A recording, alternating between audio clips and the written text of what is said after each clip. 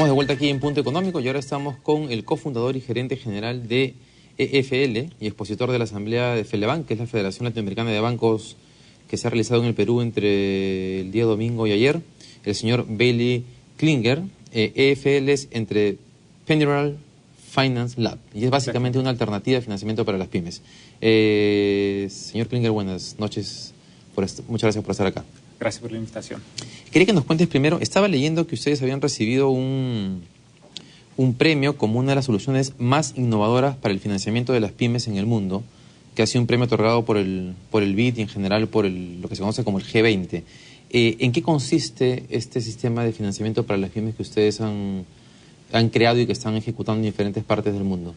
Hemos creado básicamente un sistema de credit scoring alternativa para evaluar el nivel de riesgo y la probabilidad de morosidad para los pymes.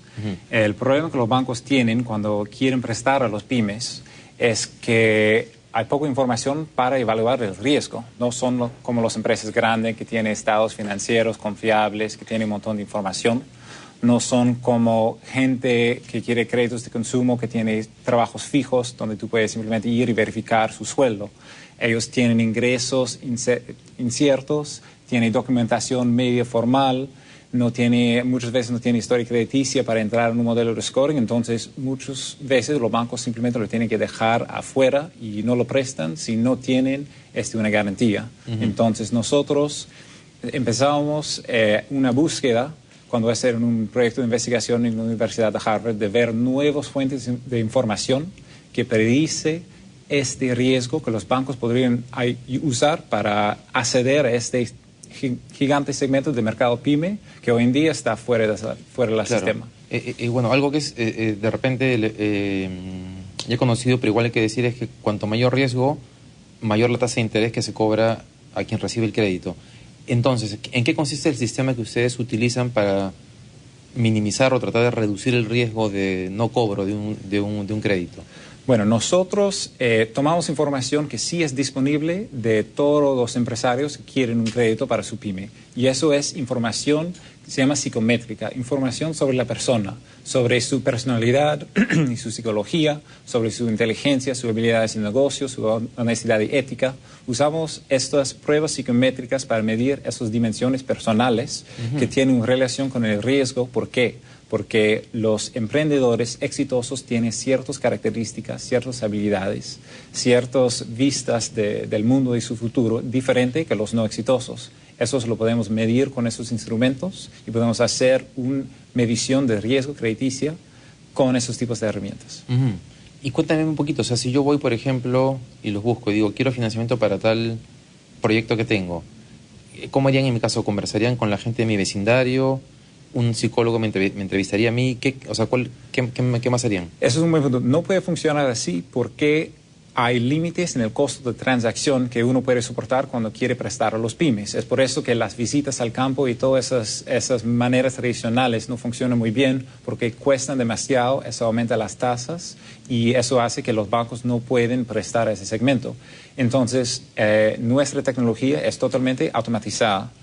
Tú vienes hoy día a un banco, por ejemplo, hoy día en Perú estamos trabajando con Banbif. Entonces, si tú tienes una tienda en Huamatanga y tú entras a Banbif y no tienes los datos tradicionales para ser aprobado por un crédito, ellos te van a dar un tablet, una computadora.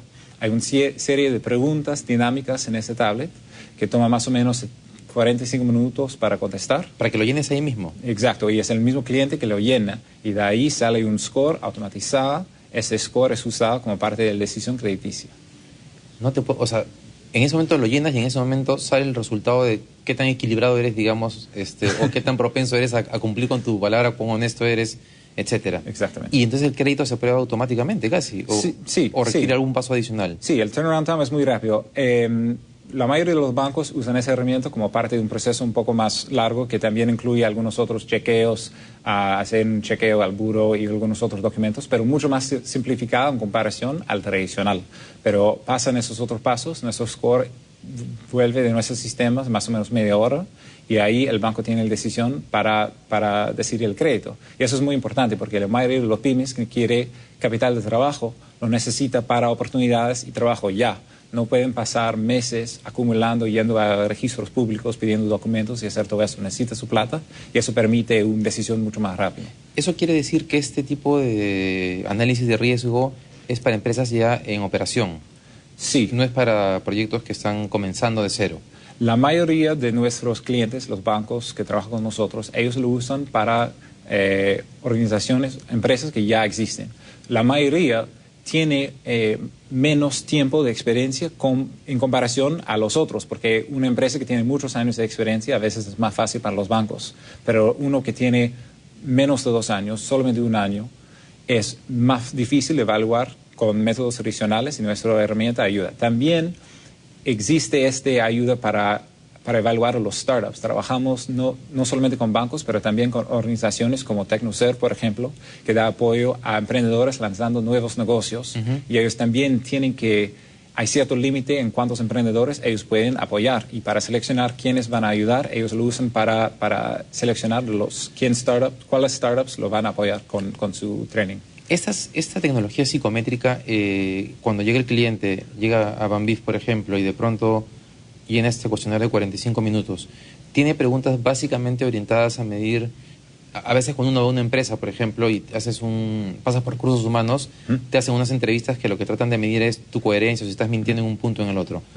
Ese tipo de preguntas se hacen en ese tipo de mediciones. Sí, son muy parecidos. Es más, tenemos relaciones con esas empresas y esas empresas de recursos humanos que crean esas herramientas y usamos unos muy parecidos.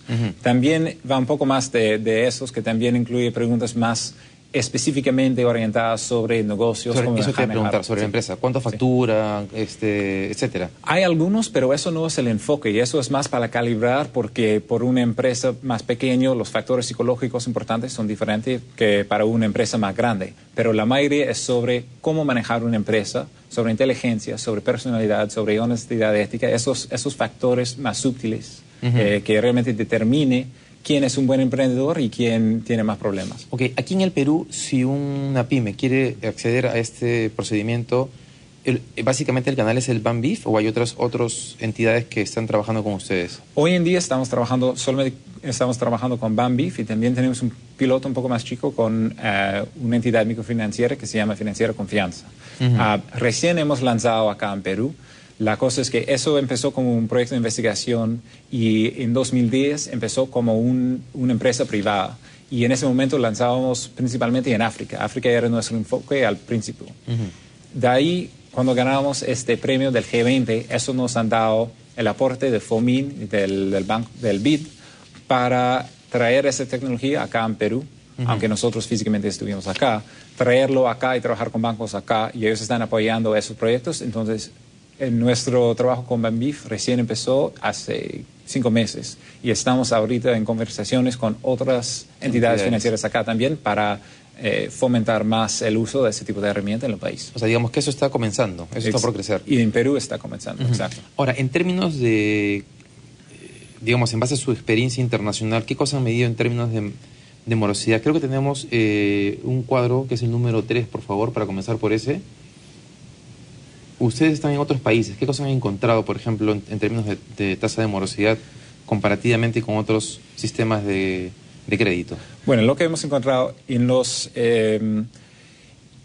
segmentos donde los bancos ya están atendiendo y ya tienen préstamos, podemos bajar su tasa de morosidad porque estamos dando otro tipo de información que también es importante. Entonces, eso es como complementaria a sus procesos actuales.